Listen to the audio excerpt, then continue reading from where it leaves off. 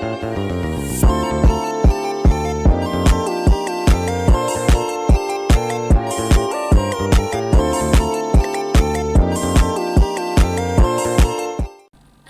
warahmatullahi wabarakatuh.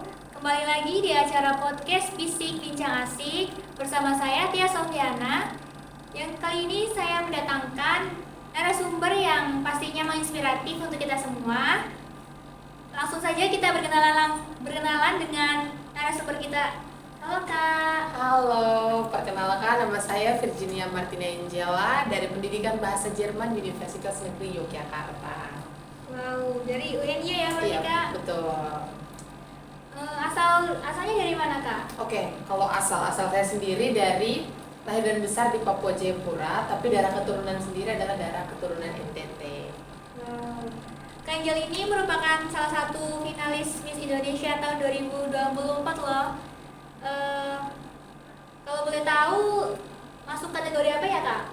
Oke, kalau kategori sendiri kemarin puji Tuhan saya mendapatkan kategori sebagai Miss Persahabatan tahun 2024.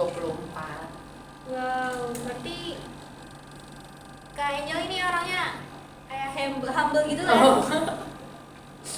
Kenapa Kak Angel ini masuk dalam Miss kategori persahabatan? Oke, kenapa ya? Karena gini, awal masuk ikut Miss Indonesia tuh yang tertanam di pikiran saya itu cuma satu, jadi diri sendiri. Nah, diri saya kan ekstrovert, jadi semua orang tuh ditegur gitu, kayak Pak Satpam, ayo Pak, semangat 45 Pak, gitu. Nah, tanpa saya sadari, ini tuh menimbulkan rasa apa ya, mereka jadi ingin dekat gitu loh.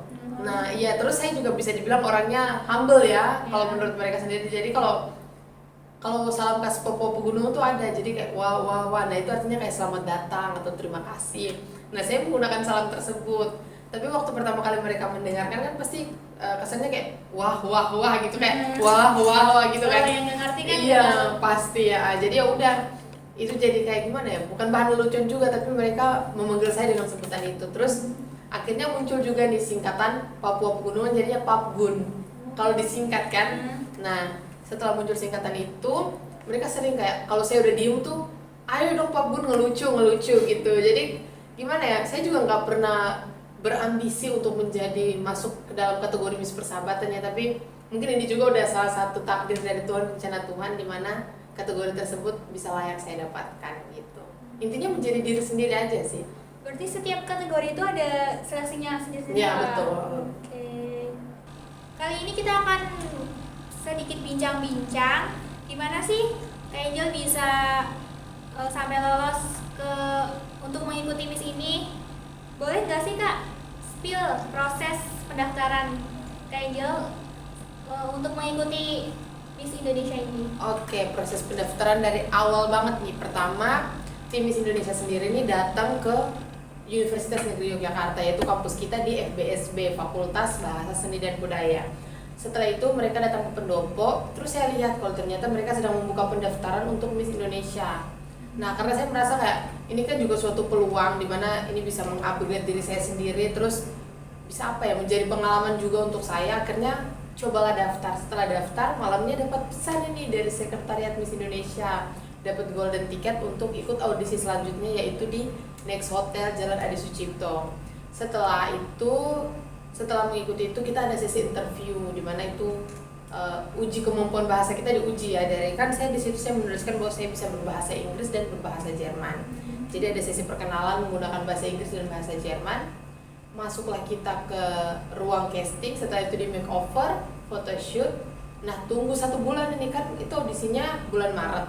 Nah, lanjut ke bulan April tanggal 18 diumumin tuh kalau saya lolos seleksi dan berhasil masuk menjadi 38 finalis Miss Indonesia mewakili Provinsi Papua Pegunungan. Wow, rasanya gimana sih Kak setelah tahu, wah aku lolos nih? Oh iya, udah perasaannya. Pertama kan pasti nggak percaya ya, nggak yakin juga, kayak ya udahlah aku ikut ini. Gitu iya ya? pasti kan, kayak ya udah aku ikut ini, taunya cuma ikut aja gitu. Pas lihat pengumuman kan itu masuk email kan, pas lihat kok tembus, jadi gimana ya, ini mau terharu iya, bahagia iya, jadi istilahnya apa ya, air mata bahagia gitu. Itu sedih banget, kayak ya ampun ini adalah rencana Tuhan ya gitu. Bahagia. Setelah itu lanjut diterima, akhirnya kita kan diminta kirim apa ya, real reaction kita waktu ngelihat pengumuman itu ke sekretariat. Setelah mengirimkan tersebut kita dapatlah tugas-tugas yang harus kita jalankan. Berarti di Jogja sendiri yang lolos sebagai finalis itu berapa orang Kak? Dari berapa ribu orang atau berapa ratus orang? Oh iya, kalau di Jogja kalau yang saya tahu kemarin 50 atau sekitar 50-30, karena waktu saya sendiri di sesi saya 30 orang. Tapi ternyata waktu saya pulang itu masih ada beberapa finalis lagi yang datang. Jadi sekitar mungkin 50-an ya dapat kali ya. Nah itu terus yang lolos sendiri dari Jogja itu sekitar tiga orang. 2 finalis dari Sanata Dharma, satunya dari UNY, itu saya sendiri. Oh, berarti melewati proses yang panjang. Betul. Oke. Apa sih Kak yang memotivasi Kakak untuk bisa ikut Miss Indonesia ini? Oke, kalau motivasi, ditanya soal motivasi nih ya. Pertama, itu saya ingin membuktikan kepada seluruh perempuan Indonesia, khususnya perempuan yang ada di Indonesia Timur ya, secara notabene saya sendiri dari sana, bahwa kita perempuan Indonesia itu bisa maju. Dan untuk perempuan di Indonesia Timur tuh jangan pernah malu untuk mengejar keterlambatan. Selain itu saya juga ingin membuktikan kepada, mungkin kalau kalian atau mungkin Mbak Tia sendiri pasti pernah ngerasa kayak orang-orang itu sering menganggap kalau kita itu lemah, kita itu nggak bisa kan. Nah ini membuktikan kepada orang-orang tertentu bahwa kita itu bisa dan kita mempunyai kualitas dalam diri kita sendiri. Oke, betul banget itu. Nah selanjutnya apa saja sih persiapan Kak Angel selama mengikuti ini? Untuk persiapan yang dilakukan Kak Angel itu apa? Persiapannya udah pasti banyak. Nah setelah mendapatkan pengumuman bahwa saya lolos, kita dikasih 2 file. Nah file pertama itu apa aja atau dress code apa aja yang harus kita bawa, terus file kedua tugas-tugas. Nah salah satu tugas yang menjadi itu tantangan juga sih untuk saya, dimana kita harus membuat materi tentang beauty with purpose, dimana kecantikan kamu itu harus mempunyai tujuan. Jadi gimana caranya kamu bisa memancarkan inner beauty kamu kepada orang lain. Kemarin saya buat kegiatan sosial yaitu Jumat Berkah, dimana saya membeli beberapa snack melalui uang tabungan saya, terus saya bagikan kepada pengamen, terus ada beberapa tukang parkir yang ada di kota Jogja, bahkan kita keliling sampai di Tugu Jogja. Wow, berarti udah sebelumnya itu udah dikasih tugas-tugas ya? Iya, betul. Selain tantangan tadi, apa sih, ada hal lain nggak yang kalian jelaskan? Daripada lanjut mending mundur aja, itu pasti, dimana kayak capek. Terus waktu itu kan memang deadline-nya benar-benar cuma 2 minggu dan tugas itu sangat banyak. Pertama kita harus membuat materi tarian dari daerah yang kita wakili atau dari provinsi yang kita wakili. Nah saya sendiri memang dari Papua, tapi kan bukan orang asli Papua nih. Jadi saya harus mempelajari lagi budayanya yang ada di Papua Pegunungan, mempelajari tariannya, bahkan pakaian adat itu pasti setiap pakaian adat dari setiap daerah memiliki fungsinya tersendiri. Nah itu harus saya pelajari dan itu menjadi tantangan tersendiri, dimana ini 2 minggu cukup nggak gitu. Terus selain itu materi beauty with purpose, dan juga kita harus mempelajari arti. Nah Miss Indonesia ini ada singkatannya juga. Jadi MISS, Manner, Impressive, Smart, and Social. Jadi harus mempelajari keempat poin ini. Dimana kamu kalau cantik kan nggak mungkin cantik doang kan, pasti harus ada manner. Setelah manner, gimana caramu kayak menunjukkan kecantikanmu itu. Nah itu yang masuk dalam impresif. Setelah itu cantik kan bukan hanya cantik doang, tapi harus punya smart, dimana otak juga harus bermain ya. Kamu harus punya skill, kamu harus punya talent. Terus yang terakhir adalah sosial. Jiwa cantikmu harus punya jiwa sosial juga. Gimana caramu menghadapi orang, bagaimana caramu bersosialisasi dengan orang. Betul. Oke. Nah berapa lama sih Kak waktu proses karantina itu untuk Miss Indonesia ini? Kalau karantina sendiri berjalan selama kurang lebih 2 minggu. Hari pertama kita karantina itu kan saya juga nggak mikir ya Kak, ternyata HP kita bakal ditahan selama ini ya. Jadi waktu karantina. Berarti HP-nya ditahan? Iya benar, selama 2 minggu. Jadi pertama kita ada medical check up. Nah medical check up itu benar-benar dicek keseluruhan, mulai dari rekam jantung, darah, pokoknya banyak ya seluruhnya gitu. Nah dari 38 orang itu yang lolos medical check up hanya 36. 2-nya harus dipulangkan karena ternyata mereka punya penyakit kayak contohnya paru-paru, dan itu benar-benar nggak bisa nih ikut kegiatan Miss Indonesia yang super padat. Berarti itu ngaruh juga ya Kak, harus Iya, benar-benar fit. Iya betul.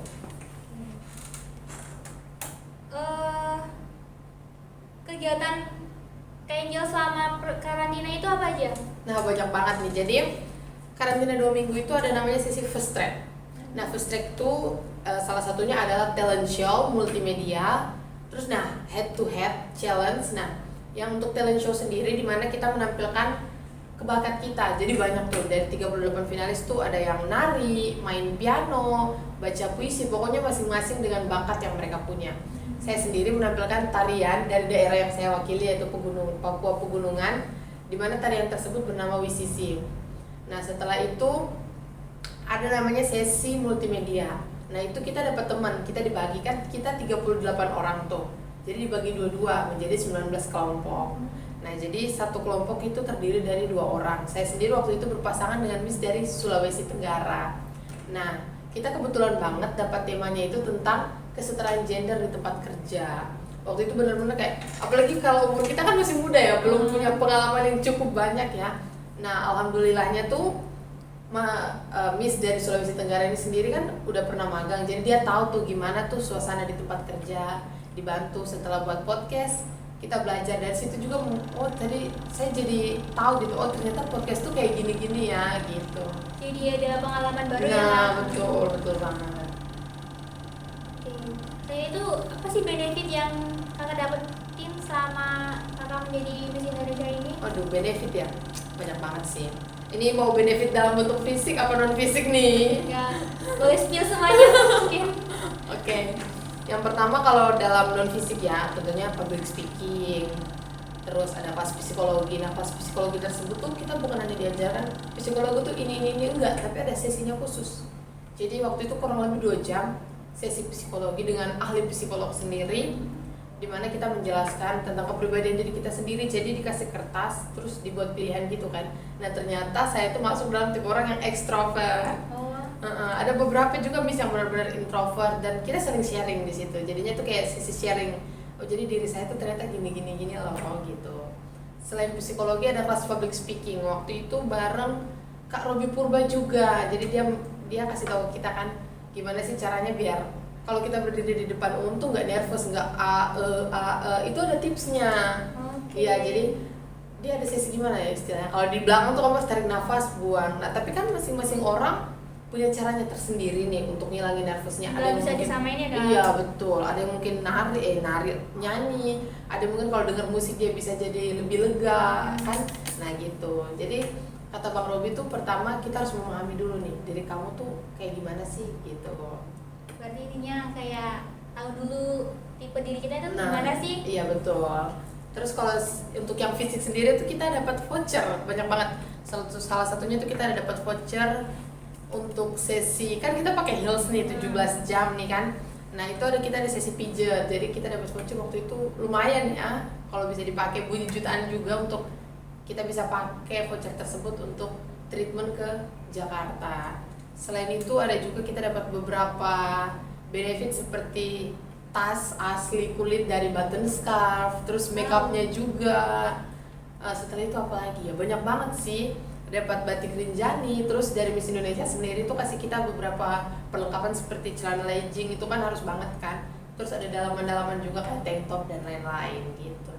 Wah, banyak sekali ya Kak. Iya. Dari semua cerita Kak Angel ini, bahwa kita harus berani mencoba hal-hal baru, keluar dari zona nyaman.